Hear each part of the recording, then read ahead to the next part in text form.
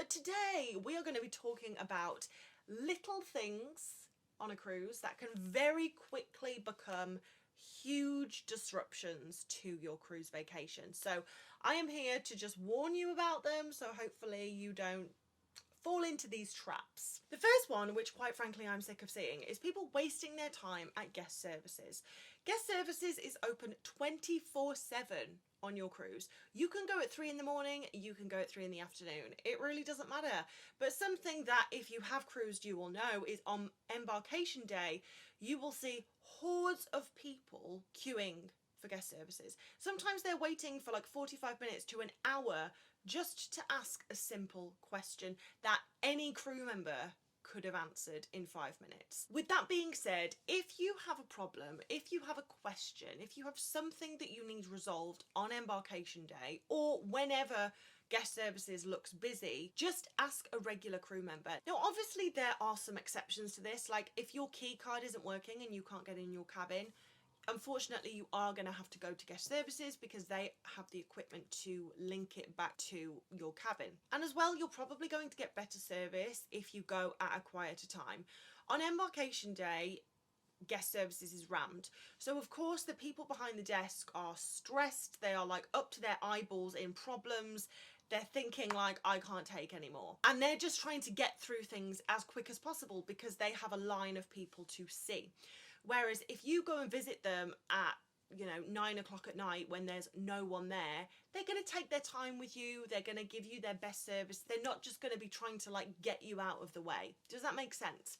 So there are multiple benefits to just picking a quieter time to go to guest services. The second thing that is a little annoyance but can quite quickly become really annoying is the lights in your cabin. Cruise ship cabins typically have very bright fluorescent lights in the bathroom and in the main cabin. So when you get up in the middle of the night and you need to use the bathroom, you have two options. You could either stumble around in the dark and hope you get there, or you can turn on one of the really bright fluorescent lights. So what I would recommend is take a night light just to have in the bathroom, whether it's a touch one, whether it's a motion censored one. Some cruises I've been on do have this feature, but I'm going to be honest, most of them do not. It's $5 that can save you a lot of frustration, if I'm honest. Something to bear in mind is Wi-Fi. Now, while many people choose to not purchase Wi-Fi while they're on a cruise, I do understand that most of us are now used to having constant access to Wi-Fi.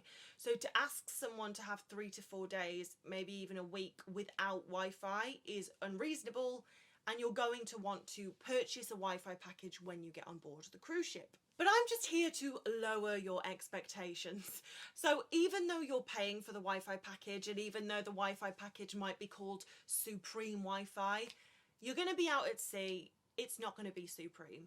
It is going to take 5 minutes for you to send a video message. If you are trying to watch a video on Instagram, it is going to take ages to buffer. So with that being said, I would recommend having everything downloaded before you get on board. Most cruise lines have an app. Make sure that's downloaded before you get on board. Do not try and download that using cruise ship Wi-Fi. It will take the entirety of your cruise, honestly, to download. If you want to watch YouTube videos, Spotify, Netflix, download it. Like, whatever you think you're going to want, make sure it's downloaded, and buy the basic Wi-Fi so you're able to send texts and maybe you're able to watch a few Instagram reels or something just to get that dopamine hit that we're all so used to nowadays. And I'm also talking about like documents and boarding passes. We've all been there where you're catching a flight and you've just got the boarding pass on your phone, and you're in the airport and you're trying to get the boarding pass up so you can scan it so you can get through the barrier, but you have no internet. So the app where your boarding pass isn't loading, and it's very frustrating and anxiety inducing. It's the same for a cruise ship. So just make sure that your boarding pass and any visas, any documents that you need are downloaded. I literally just had this with the Royal Caribbean cruise I've just come off. I had to show them that I had my ESTA visa. Do you think I could load it with the Wi-Fi in the terminal? No. Did I take my own advice and download it to my phone? No. So please just learn from my mistakes and make sure everything is downloaded to your phone, or in in terms of visas and boarding passes, it is always worth having like a printed copy. Now moving on to hand luggage. Make sure you've put all of your essentials in your hand luggage. What happens is when you get to the cruise port, you're going to hand over your main luggage to the porters, who are going to take it on board for you, and then magically it's going to arrive in front of your cabin later on that day. And it is a wonderful service if you pack correctly. But sometimes your luggage doesn't arrive at your cabin until like 4, 5, 6 p.m. at night. So if you get on board at 11 a.m, you've got like 4 or 5 hours without your things. Pack your sun cream, pack your sunglasses, your sun hat, you know? Another little problem that has the potential to be a big problem is not pre-booking things. Now this is especially true if you are going on a mass cruise line like MSC, Royal Caribbean, Carnival, and one of their bigger ships at that. These ships have loads of experiences when it comes to dining, entertainment, fun activities to do, but you do need to pre-book them. When you book your cruise, the cruise line will typically tell you to download the app before you even get on the cruise, so that you can start pre-booking things. A lot of people don't like to do this, and I understand. I really do get it. You want to wait until you're on board, you want to have a look around and decide what you want to do, and then book in. But unfortunately, more and more people are pre-booking, so it happens a lot that if you haven't pre-booked, you can get on board your cruise ship and find that everything is fully booked. Go on the app and book in to everything that you think you might want to go to. And then, as I said, if you get on board and you're like, actually, I'm not really bothered about going to that show, you can either cancel it or just not show up. Because then that brings me to the other alternative, which is if you don't pre-book anything, you're going to have to be one of those people that's like hovering around the venue waiting to see if someone doesn't show up or cancels. And if you're like me and you don't like waiting, just save yourself the trouble and pre-book. Now, something I will mention is the Virgin Voyages cruise I went on a few weeks ago. I didn't have access to the app pre-boarding. There was something wrong with, either I was doing it wrong or the app was glitching, I don't know, but I couldn't pre-book anything. So what that meant is as soon as I got on board, I went to Razzle Dazzle where the bookings team were, and I booked everything in. I did this before I ate, I did this before I went to my cabin, I did this before I explored the ship. The first thing you do when you get on board needs to be booking things in. The next thing is, when you are on board your ship, you are going to be given a key card like this, and this is going to be your credit card, but also this is what's going to open the door. The problem is with these key cards is they can demagnetize. So if you keep this in your pocket against your phone, this is going to demagnetize. Now, while you might be sat there thinking, okay, well, that doesn't sound like a big problem, trust me, after the second or third time that this is demagnetized and you've walked all the way to your cabin to find that it doesn't work, so then you have to walk all the way to guest services to get it remagnetized or rejigged, it's annoying.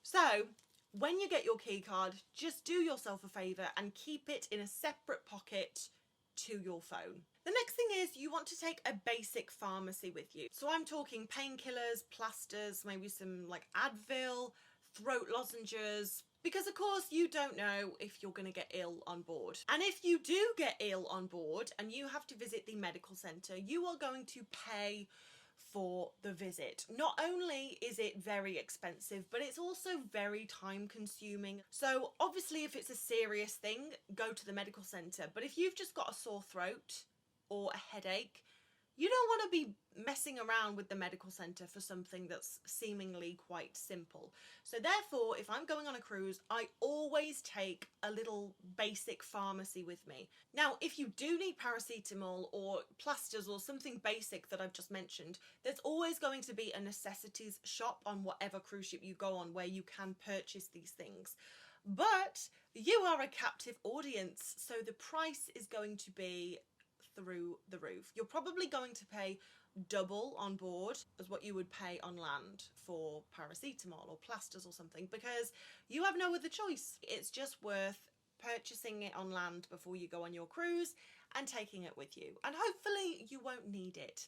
I don't want you to expect much from the TV in your cabin, okay? There are some exceptions to this, like if you go on Virgin Voyages or Disney Cruise Line, because they are a premium cruise line, they have like movie options on the TV.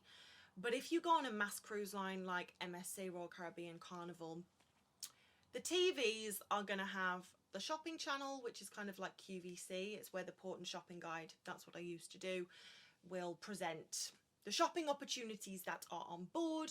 You will also have an option to view the Daily Planner on the TV.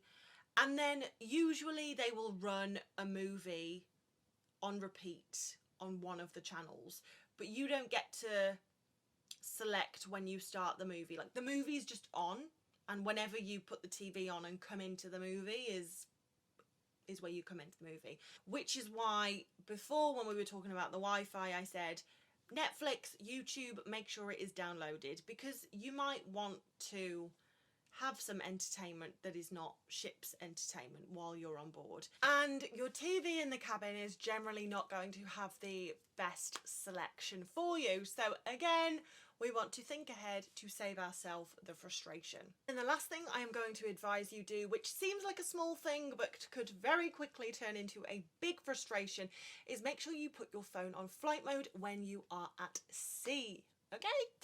I made this mistake when I was working on a cruise ship, and I wasn't necessarily making loads of phone calls, but I just didn't put my phone on flight mode. So I was still receiving messages, and if people were calling me, it was coming through while we were sailing around Australia with my English SIM card. It was upwards of like $500, the charge. It was a lot. It was a lot.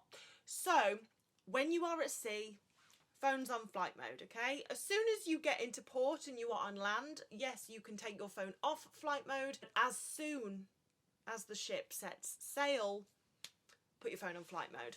Also, if you are going to be cruising in different time zones, you want to put your phone on manual time zone, not automatic time zone. Sometimes what can happen is the ship time will be slightly different to the actual time. So flight mode and manual time zone when you're on a cruise. But anyway, I hope you have enjoyed this video and that you find it helpful when you are going on your next cruise. If you have any video suggestions or any questions, please let me know in the comments down below, or you can send me an Instagram message at Cruising as Crew. But thank you so much for being here. I really, really appreciate it. Happy New Year. I hope this year brings you nothing but happiness and great cruises. But yeah, as always guys, I will see you in the next video.